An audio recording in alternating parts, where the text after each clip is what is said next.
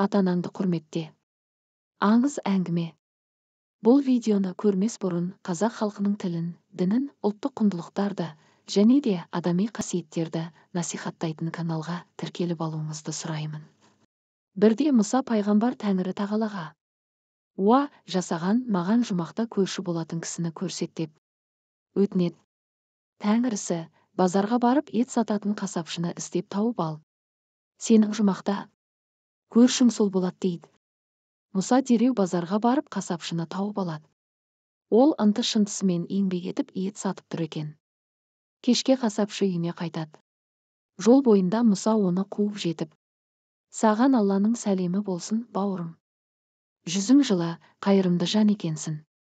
Кімсің, қайда асығып барасың?» деп сұрайды. Жігіт: «Менің кәрі сыркат шешем бар. Оны бағып қағу менің мойнымда. Күнде үйге қайтарда малдың жылы жұмсағын өкпе бауырына алып барып ас әзірлеймін. Шешем ауқаттан кейін күнде маған: балам, сені жарылқасын. Маған қылған қызметін Құдайдан қайтсын». Ертең жұмақта Мұса пайғамбардың көршісі бол деп үнемі дұға қылатын дейді. Мұса жігітке риза болып: «Уа, жаратқан, ата-анасын сыйлаған адамның бәрін менің көршімнен қыл» деп дұға етіпті. Бұл туралы Миғраж сапарында да айтылады. Мұхаммед пайғамбар Миғражда бір топ адамдарды көреді.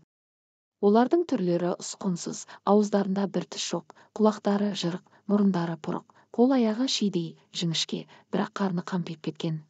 Өздігінен тұра алмайды. Тырнақтары сояудай, жезтырнақтың кейпіне енген, шаштары алба-жұлба. Пайғамбар олардың түрін көріп шошып кетеді. «Бұлар кімдер?» дейді Алланың елшісі. Жебірейіл: «Бұлар өмірде ата-анасын ренжітіп, Құдайдың рахымынан құр қалғандар. Кім ата-анасын сыйламай, олардың көңіліне қаяу салса, сол адам Құдайдың алдында сүйкімі болмайды. Қияметте түрлері осы қалыпта тіріледі» дейді.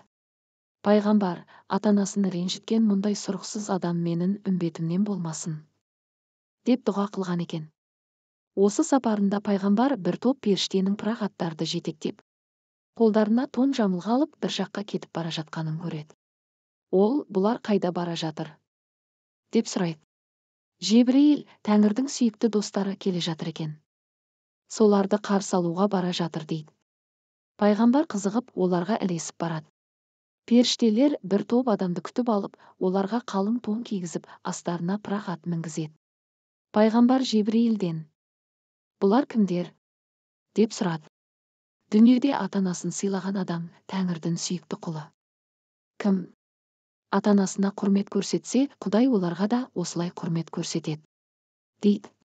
Пайғамбар: «Ата-анасына құрмет көрсеткен адамға мен де ізет көрсетемін» деп олармен сәлемдесіпті. Олар да пайғамбармен құшақтасып қауышқан екен.